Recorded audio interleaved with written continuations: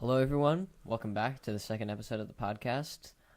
It's Comical Conversations with Griffin. And Landon. And today we're just going to be talking about whatever. And still wherever you're listening to this, probably YouTube. Make sure to leave down in the comment section what you want us to talk about, and we will make a list of topics and talk about it in the next topical. Comical Conversations. Tip top. So anyway, I signed up for an 84-hour film competition. So tomorrow at like 7, I'm going to get emailed the criteria. And then I have 84 hours to make a film. And I have a really good plot idea, but you guys have to check that out. So, what's the prize? I don't know what the prize is, actually. I know there's a winner, and that'll be good enough for me if I just win. Because it's through like a bunch of different high schools, including ours. So, yeah. So, So I'd be flattered to win out of all those high schools. But I think in terms of like production value, I might not be able to win. But like, I think as far as like my plot goes, I have a really good plot. So, I guess I'll give you guys a basic overview of what it is. So pretty much it's about this mother and son, and the son is mute, so he can't talk. And a burglar breaks into their home, and he's mute, and he can't, call the police. I'm not going to get into all the details and all the situations that he faces, but I'm almost positive I'll be able to do that, but there is criteria that they give you to make sure that you're not preparing it before the deadline, you know what I'm saying? So it's a timed challenge. So they don't want you making a movie and having all this time to do it and then like submitting it and saying that you did it in 84 hours. Yeah.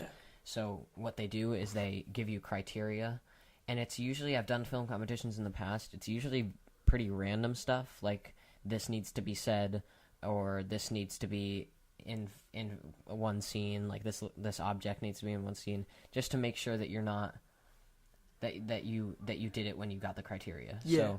So I'm really hoping it's not like broad criteria, like genre, like it needs to be a comedy, because that would mess it all up, because mine's more of a thriller type of thing. But if the criteria doesn't limit to it, I should be able to do that. So it's really exciting, and I think it's a really good plot. Mm-hmm.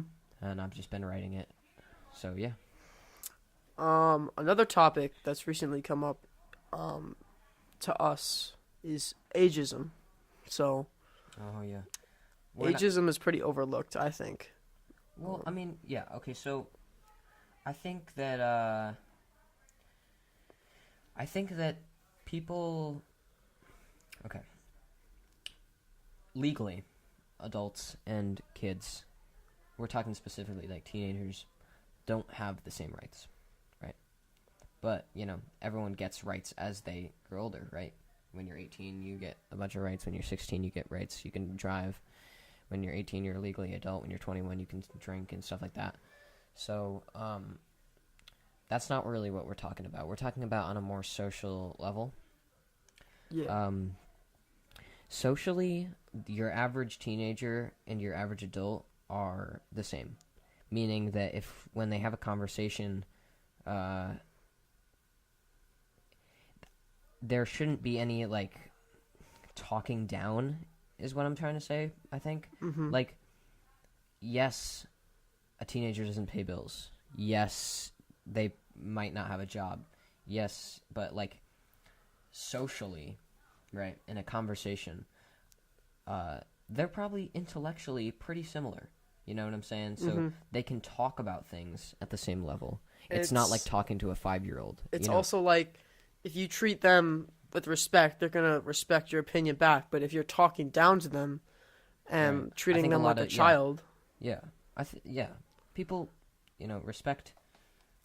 I don't know. I think, respect is earned. I believe that. And so when, and that goes for everyone. So, you don't earn respect by saying yes sir, yes sir, yes sir as a teenager. That's not respect. that's obedience. And I think respect is earned for both parties. So for a adult to earn respect, they need to respect their son or daughter, or their boss, or whatever. It's goes for all parties. They could still have a valid opinion on things. Yes, exactly. Everyone is entitled to their own opinion. Mm-hmm. It doesn't matter what kind of experience you've been through. Right or wrong, even if it's wrong opinion. Yeah. Even if you think it's wrong, they still have that right to have their opinion. Yeah. It doesn't matter what they've been through. Mm-hmm. Everyone has the right to their opinion. Just because someone's been rich and well off their whole life doesn't mean they can't have a stance on poverty. You know what I'm saying? That's their stance. And I guess ideas are molded through experience, but for some people that isn't true. For some people it is. So, that person is still entitled to that, and they can still know a lot about it, or the same amount, or, whatever. Mm-hmm. All right, moving on to our next topic. It is currently Thursday, December 6th, and tomorrow, it comes out, Griff? Fortnite Season 7. Oh, yeah, it's true. A lot of new stuff was added. Weapon skins, totally new map. They not only added locations, but they added new land. Like, actually, there's little islands off of it. Really? It's all snowy. Yeah, they added a whole new chunk of land where there was nothing. Like left of Greasy, there's a bunch of new land, and it's all covered just in snow. Ice and stuff. Well, it's got new spots where there was literally water before. Mm-hmm. So that's kind of cool. But I really miss Season 3. I really do. I miss Season 2.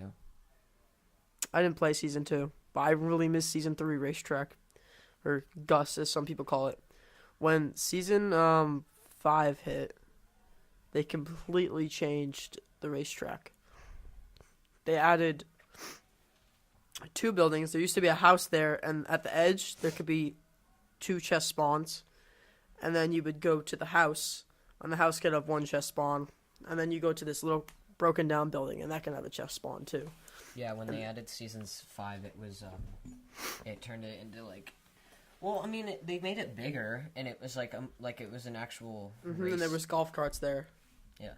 But there's, a new racetrack kind of near Junk Junction. Mm-hmm. And Motel, that's pretty cool. Between the two. So, Christmas is on the way.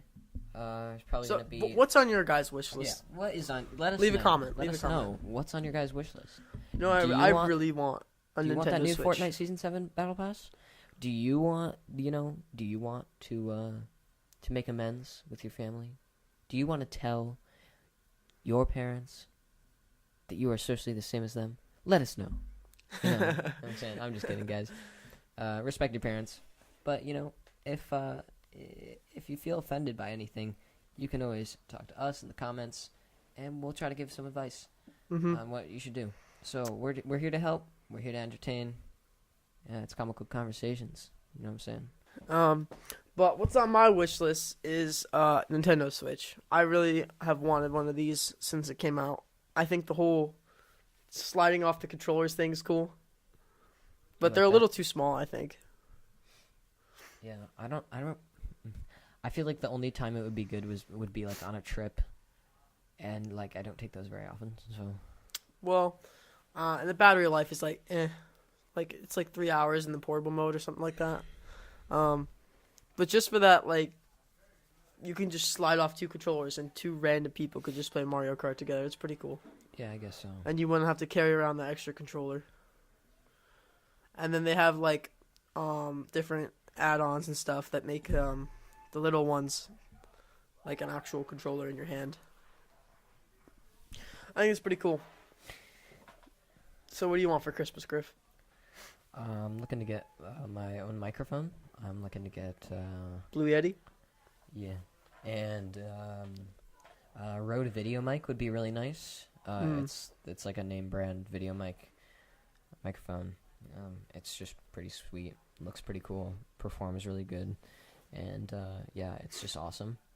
But I customized some of my own merchandise just for myself, some Griff merchandise, and so I'm hoping Nice. to get that. But yeah, it's gonna be a holly jolly Christmas, to say the least, I think.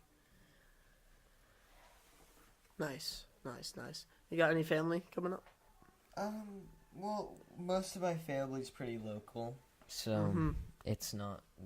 No one's really coming up. Well, actually, yeah, a little bit. Some on my mom's side will be coming up for sure. From some of them live in Florida, so they'll probably be coming up. But yeah, it's gonna be really nice. I really love the Christmas tradition. Just every year, you know, they always have that one thing. For me, it's on Christmas Eve, and I used to hate it, but we go to church, and I'm not religious at all, but that's what we do. We only go there on Christmas Eve. Mm-hmm. And then after, we go to my grandma's house, which is honestly just the most wholesome place. It has a place in my heart, a special place. My grandma's house. It's just great. It's just awesome. It's just so friendly and warm and inviting over there. It's just great. And so, you know, when the whole family gets together, it's honestly magical. I know that sounds cliche, but you know, it's. I said last podcast that it's all about the getting. I don't even think it's about either one of those things. I don't even think it's about the giving or the getting. It's honestly about family, to be honest. I mean, the presents are awesome. Don't get me wrong, but like, it's just that feeling when you're like, you know, we go to church. And then you're like, oh my God, I'm so glad that's over. Let's, you know, this is awesome. We're going to my grandma's house.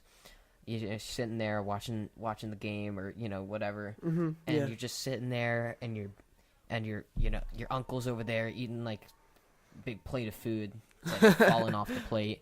And you're sitting there with a Coca-Cola and you're just like, oh, and then you guys open presents. Not sponsored. And, you know, yeah, exactly. Not sponsored, but it's just great and it's wholesome.